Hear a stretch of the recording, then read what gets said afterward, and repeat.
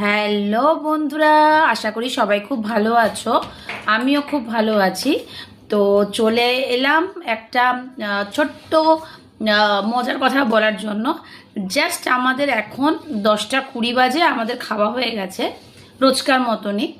তো কালকে যেহেতু স্কুল নেই, পরীক্ষাও নেই, কালকে যেহেতু ইন্ডিপেন্ডেন্স ডে, তো অ্যাডভান্স সবাইকে হ্যাপি ইন্ডিপেন্ডেন্স ডে শুভেচ্ছা রইলো। সবাই দিনটা খুব ভালো করে কাটাও, আমিও কাটাবো। তো কালকে আমি যাব এক জায়গায়, এবার কোন জায়গায় যাব সেটা তোমাদের সেখানে গিয়ে তোমাদের ভিডিও করে দেখাবো। তো মজার কথাটা হচ্ছে খাবার পর রোজ রাত্রের বেলায়, যেহেতু আমার একটু পেটে একটু প্রবলেম আছে, মানে হজমের প্রবলেমটা আছে, যেহেতু আমার অ্যাপেন্ডিক্স অপারেশন আছে, গল ব্লাডার নেই, তারপর আবার 2টো সিজারিন বাচ্চা, তো বুঝতেই পারছো শরীরটার মধ্যে অনেক টর্চার হয়েছে। যাই হোক, তো খাওয়ার পরেই আমি কি করি, একটু জোয়ান আমি নিই। আজকে আর হঠাৎ বলছে, মামা আমাকে একটু আজওয়াইন দাও তো। আমি ওকে যথারীতি দিলাম। এইবার দেওয়ার পর আমি সোফায় বসে আছি, ও দেখি নিয়ে না আঙ্গুল দিয়ে, ডান হাতের বুড়ো আঙ্গুলটা দিয়ে মশাল রাহা হে।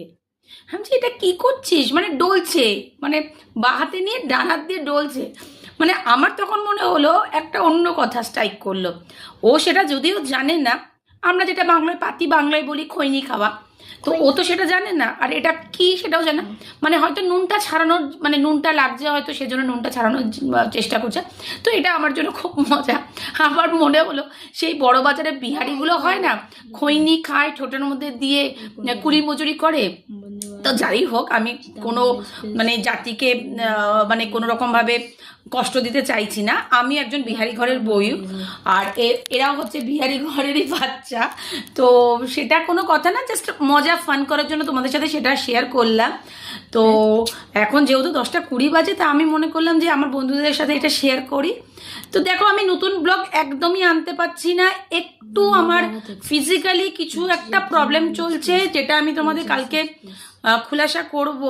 তো কালকে যতক্ষণ না আমি যাচ্ছি, বা কোথায় যাচ্ছি আশা করি তোমরা গেসই করেছো, তো যতক্ষণ না যাচ্ছি, যতক্ষণ না কিছু হচ্ছে, ততক্ষণ তোমাদের সাথে শেয়ার করলাম না, আর বড় ভিডিও আনছি না। প্রবলেম নিয়ে আজকে সকালবেলা জিমে গেছি। তো সবাই ফোন করছে, সবাই বলছে আয়, এখানে আসলে মন টন ভালো থাকবে। তো সবার জন্য যাই, বাড়ির লোকেরাও খুব আমাকে এনকারেজ করে। মন খারাপ করে লাভ নেই, 2 বছর 3 বছর হয়ে গেছে, চল নতুন করে বাঁচ, সেটাই করছি, আমিও তাই করছি। তো সবাইকে শুভরাত্রি বলে আমি আজকের এই ব্লগটা এখানেই শেষ করলাম। সবাই